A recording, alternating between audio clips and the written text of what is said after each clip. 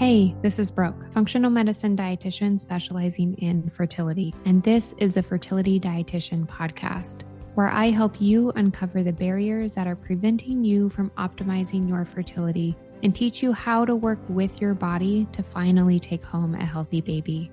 Each week, I will be diving into different topics on fertility and sharing my perspective on physiology, metabolic health, nutrition, and lifestyle approaches that have helped hundreds of couples get pregnant even after years of heartache. My goal is to empower you with the knowledge you need to take back control of your fertility. Happy listening. Hello, and welcome back to the Fertility Dietitian podcast. Today, we're talking about habits that might be aging your ovaries faster. And before we get into those habits, I want you to hear this first. Your egg quality is not fixed. Yes, age matters. We're not pretending that biology doesn't exist, but age is only one piece of the story. Your eggs are incredibly responsive to the environment that they are being nourished in. I have seen women dramatically improve egg quality markers by drastic improvements in progesterone, luteal phases strengthening, IVF outcomes dramatically improving. And I have seen women get pregnant after 5, 6, and 7 years of never once seeing a positive pregnancy test.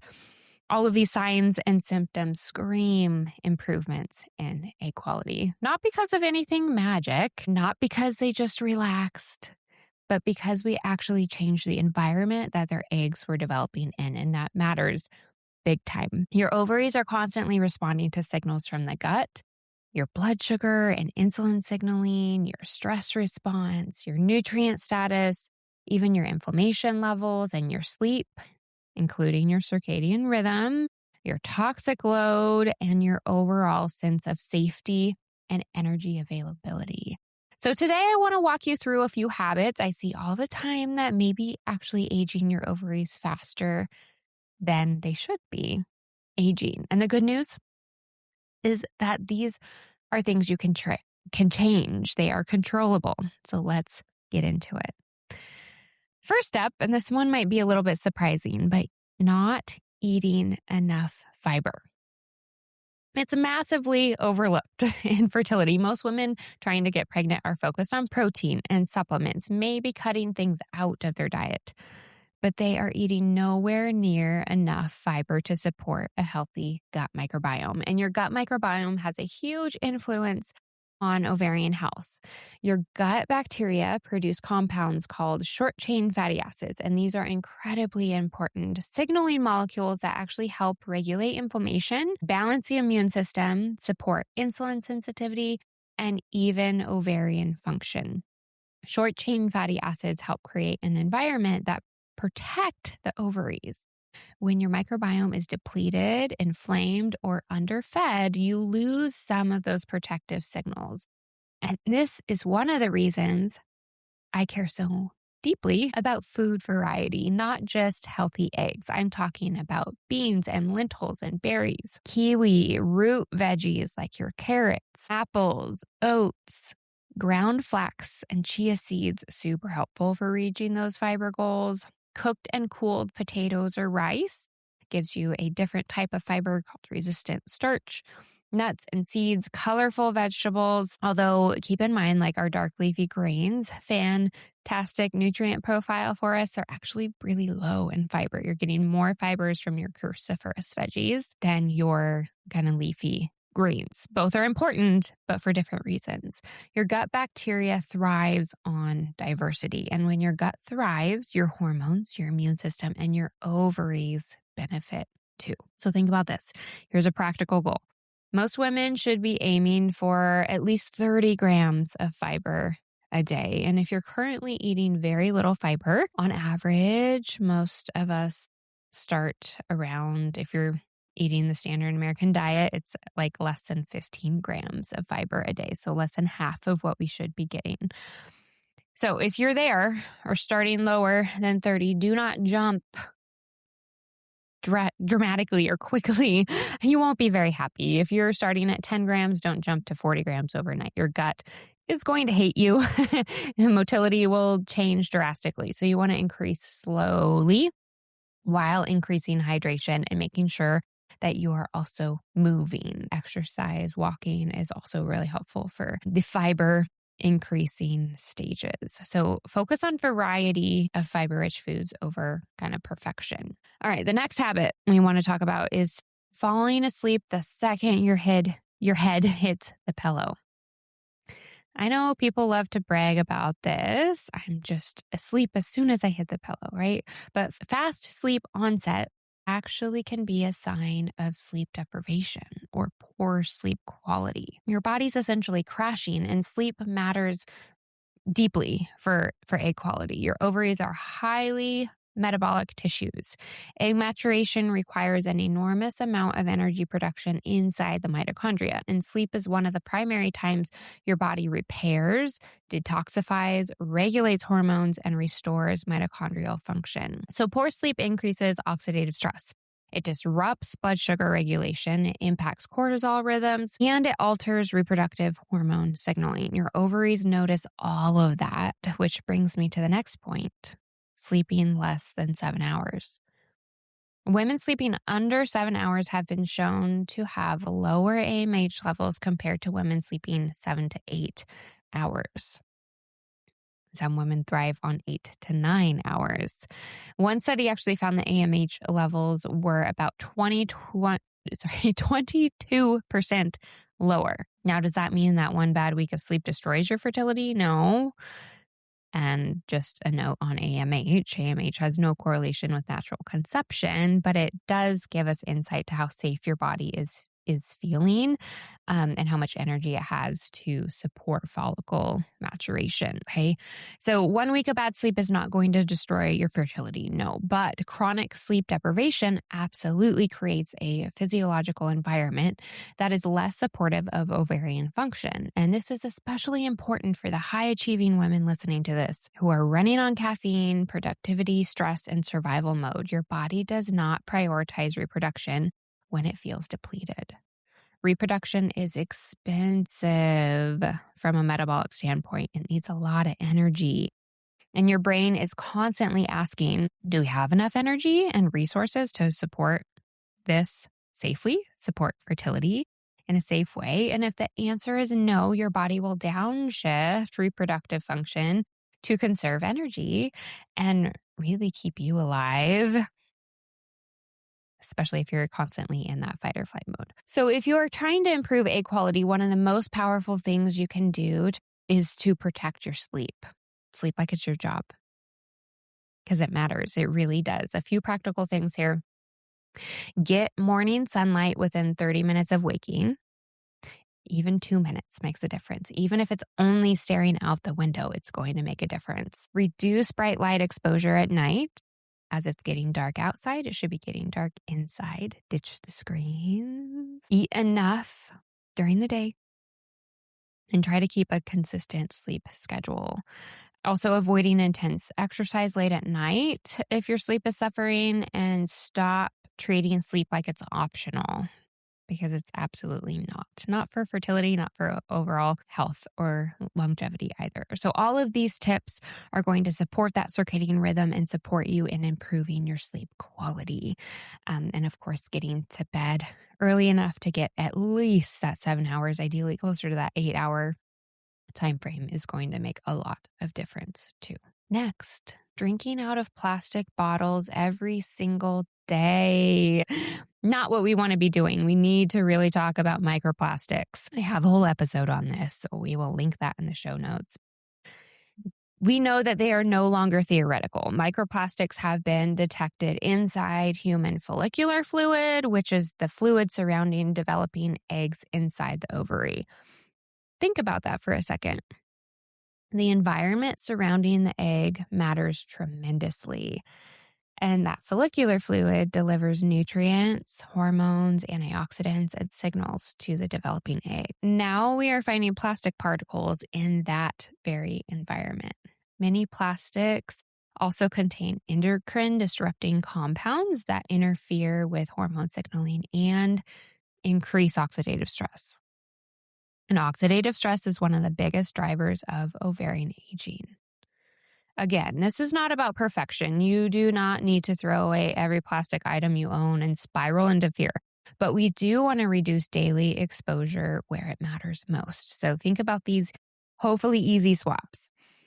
Using stainless steel or glass water bottles, avoiding heating food in plastic, reduce hot beverages in plastic-lined cups. So take your reusable cup if you're getting coffee out. Choose glass food storage when possible and filter your water whenever you can. Prioritize filtered water. And small changes are going to really make a really big difference, okay? I would also encourage you to swap out your undergarments, okay? So plastics are also coming from our clothes. We absorb things through our skin. So especially our panties and our bras, okay? So the panties would be a priority when we're talking about the ovaries, but breast health is important too and definitely part of a reproductive system that we need to care about. Also, so natural fabrics only as undergarments is ideal. And if you need an area to prioritize when you use natural fabric undergarments, it's when you're sweating or when you're sleeping. Those are the areas I would prioritize as far as plastics, because it definitely gets into that environment we want to be shifting for improving egg quality. Next, chronically undereating carbohydrates is a terrible habit for so many reasons, but it actually makes a really big difference for egg quality. Also, okay, your ovaries need energy, not just calories, but usable energy. And chronically low carbohydrate intake increases cortisol and stress signaling while lowering the body's perception of safety and energy availability. Over time, this can suppress ovulation, lower progesterone, impact thyroid conversion, and increase oxidative stress around the ovaries. Carbs are important for thyroid health, leptin signaling, progesterone, sleep quality, nervous system regulation, glycogen storage for the brain and the ovaries. I see this all the time in women doing intermittent fasting, low carb diets, fasted workouts, coffee for breakfast routines, or just healthy eating, but unintentionally underfueling. Think of it like this. Your ovaries are not impressed by your willpower. They respond to nourishment and safety. Okay, so check in on that carb intake. You could very well just unintentionally be under eating carbs, and it could very well be impacting your egg quality as well, especially if you tend to live in a higher stress state or get poor sleep. Next, living in a constant state of stress without enough recovery or joy is another habit. I'm going to call it a habit that are aging your ovaries quicker. This goes way beyond stress causes infertility. Your nervous system directly influences your reproductive hormone signaling. When the brain perceives chronic stress, uncertainty, overwork, hypervigilance, or emotional depletion, it shifts resources away from reproduction and towards survival. Over time, this increases oxidative stress and inflammation, cortisol dysregulation, sleep disruption again, blood sugar instability, immune activation, and all of this impacts the ovarian environment. And many women that are trying to conceive are functioning in survival mode for years before they even get pregnant. So we can make this really actionable. Just think about safety signals for the body. How can we help your body feel safe? Things like morning sunlight again, creating deep, meaningful relationships, laughing, doing things that bring you joy, resting. Remember that rest is productive as well. Creating nourishing meals, walking outside, anything that you can do to stimulate your vagus nerve is also helpful, like humming or singing or grounding. Setting boundaries is a really important part of this also, and really being intentional about your time away from screens. Fertility is highly responsive to the environment, and the nervous system is constantly interpreting the environment. and communicating with the ovaries. So this habit matters. And lastly, high intensity exercise without enough fuel or recovery is absolutely impacting equality too. This is a huge one in the fertility world because many women trying to conceive are still approaching exercise from a fat loss mindset instead of a fertility mindset. Your ovaries are exquisitely sensitive to energy availability. And when your body perceives that energy output is consistently exceeding energy input, reproductive hormones are one of the first things to downshift. Why? Because from a survival standpoint, pregnancy during famine or extreme stress is not ideal. So your brain reduces signaling, which is the upstream signal that tells your ovaries what to do. This impacts ovulation and progesterone production. It impacts luteal phase health and egg maturation. It impacts cycle regularity. And I see this all the time in women doing HIIT classes, long endurance training, fasted workouts, Peloton every day, Orange Theory 5 to 6 times a week, or running on coffee and protein bars, all while under eating carbohydrates and not recovering properly. Movement is amazing for fertility. It really helps support insulin sensitivity, muscle mass, circulation, but your ovaries need adequate fuel and safety signals too, especially in the form of carbohydrates and minerals and recovery time. If your cycle is shortening, ovulation is delayed, progesterone is low, you're spotting before your period, maybe you're waking consistently at 3 a.m. and exhausted all of the time, or you just feel stressed constantly, your current exercise approach may not be helping your fertility the way you think it is. So sometimes supporting fertility looks less like pushing harder and more like creating safety, more nourishment, more recovery, more sunlight, more sleep, more minerals, more joy. Your body wants to work with you.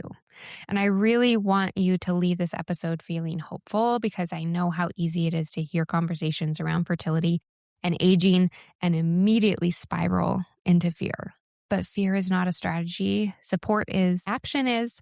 Controlling the controllables is a strategy. Your eggs are not sitting there isolated from your environment. They are constantly responding to it. And while we cannot change our chronological age, we absolutely can influence the environment those eggs are developing in. That matters for natural conception. It also matters for IVF outcomes. It matters for progesterone production and embryo quality, and absolutely matters for pregnancy outcomes. Your fertility is responsive. If this episode resonated with you, send it to someone who needs a reminder that their body is not broken and there are still things they can do to support egg quality naturally. And if you're ready for personalized support, uncovering what may be standing in your way of your fertility, please reach out and apply for the Master Your Fertility program. And I hope to see you in the next episode. Thank you for listening to this episode of the Fertility Dietitian podcast. If you enjoyed it, please leave a review to let me know what topics you want more of or less of. If you want to keep learning, subscribe at Apple Podcasts, Spotify, or wherever you listen to podcasts. Check out my website for more info on my private coaching program, Master Your Fertility, or my membership community, Fertility Blueprint. And don't forget my digital store. Come say hi on YouTube and Instagram. See you in the next episode.